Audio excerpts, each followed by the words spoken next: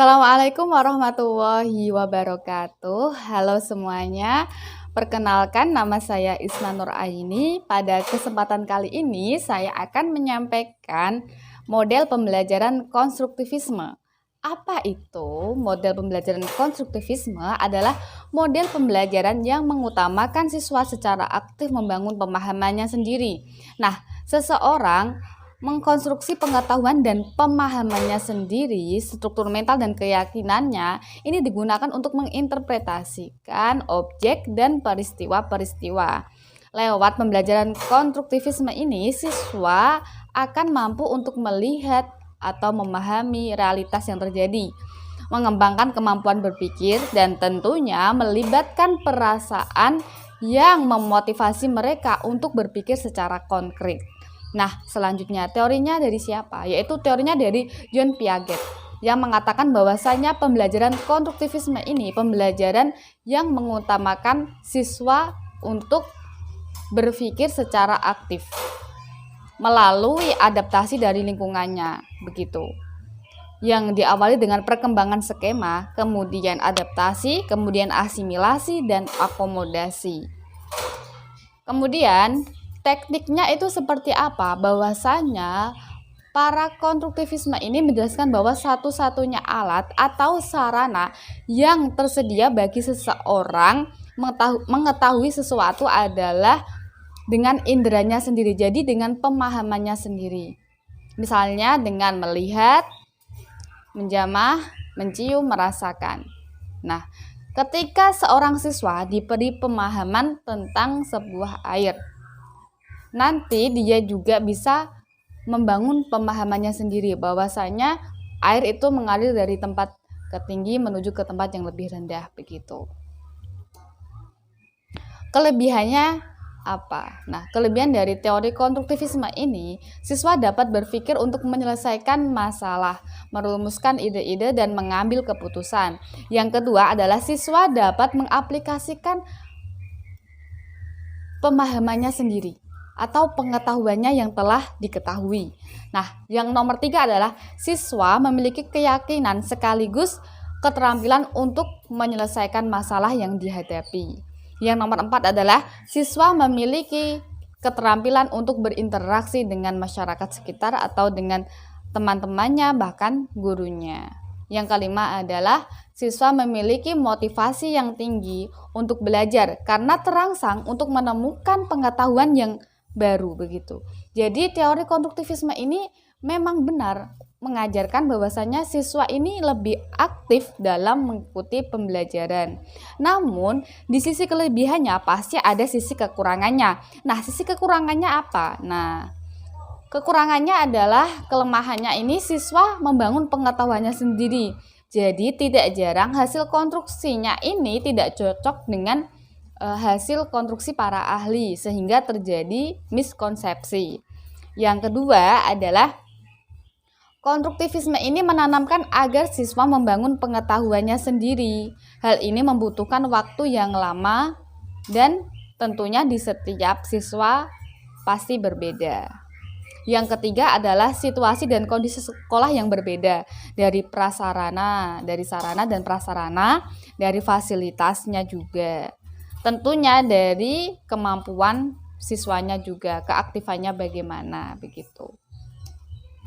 Solusinya dari kelemahannya itu apa? Yaitu kata arsitek pengubah gagasan peserta didik adalah peserta didik itu sendiri. Jadi guru itu hanya sebagai fasilitator dan penyedia kondisi supaya proses pembelajaran bisa berlangsung dengan baik. Nah, beberapa bentuk belajar yang sesuai dengan konstruktivisme adalah diskusi.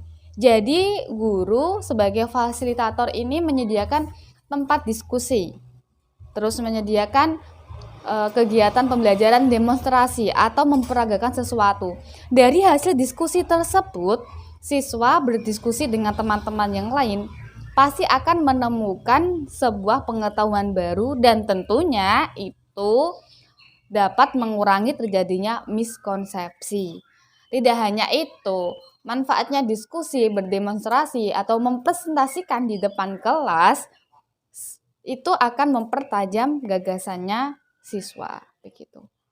Berdasarkan pembelajaran konstruktivisme ini terjadi 5 tahapan dalam pembelajaran. Yang pertama adalah pendahuluan, yang kedua adalah eksplorasi, yang ketiga adalah restrukturisasi, yang keempat adalah aplikasi, yang kelima adalah review dan evaluasi. Dari 5 tahap tersebut, yang paling penting adalah di eksplorasi, yang kedua adalah restrukturisasi, yang ketiga adalah aplikasi. Bagaimana pembelajaran itu mampu sampai ke pemahaman siswa. Nah, dari 5 tahapan itu nanti saya akan mempraktikkan bagaimana pembelajaran itu berlangsung di dalam kelas. Pembelajaran menggunakan model konstruktivisme ini diterapkan di dalam kelas itu seperti apa. Nanti saya akan mempraktikkan. Nah, langkah-langkah pembelajaran teori konstruktivisme. Yang pertama adalah persiapan. Nah, persiapan ini adalah tahap yang paling awal ya. Karena guru mempersiapkan materi yang telah lalu. Kemudian memberikan stimulus kepada siswa supaya pembelajaran ini berlangsung dengan baik dan tentunya tidak membosankan.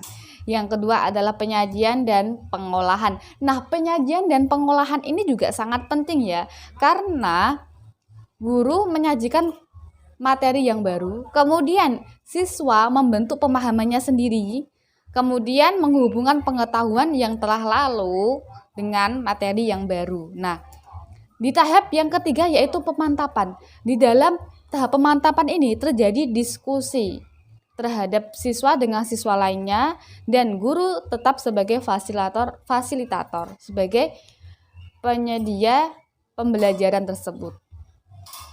Nah, setelah itu baru penilaian. Penilaian ini sangat memberikan apresiasi kepada siswa dan tentunya guru juga dapat mengerti atau mengetahui kelemahannya siswanya apa, dan guru juga dapat mengoreksi apa yang belum disampaikan begitu. Terima kasih. Setelah ini saya akan menampilkan bagaimana proses pembelajaran model konstruktivisme ini berlangsung.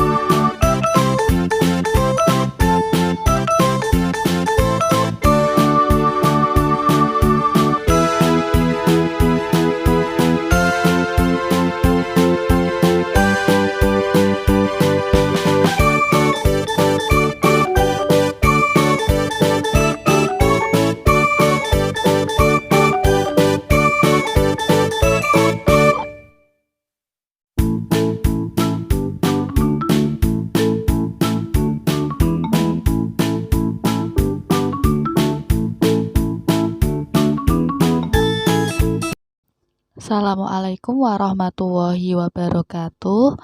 Halo teman-teman semuanya, apa kabar hari ini? Saya harap keadaan kalian baik semua ya.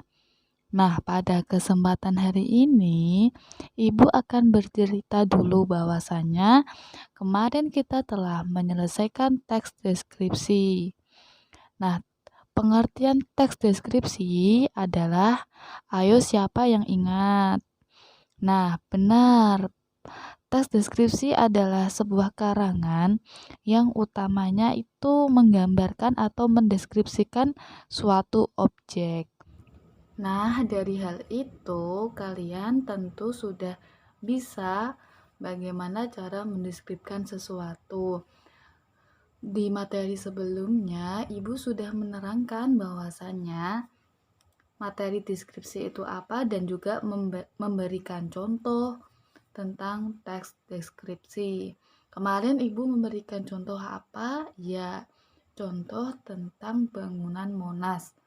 Nah, pada kesempatan kali ini, Ibu akan memberikan sebuah gambar, lalu deskripsikan. Bagaimana caranya, Bu? Nah, yaitu dengan cara menggambarkan suatu hal dari gambar yang telah Ibu berikan.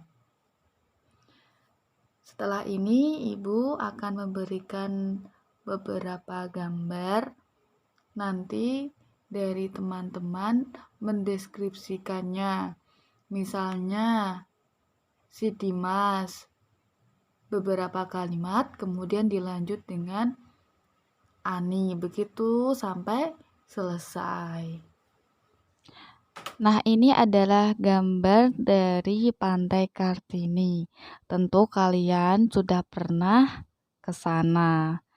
Apa yang Anda lihat? Nah, ini diskusikan sama teman-teman kalian. Jadi, tadi seperti Dimas mengungkapkan beberapa kalimat. Contohnya, Pantai Kartini terletak di kota Jepara.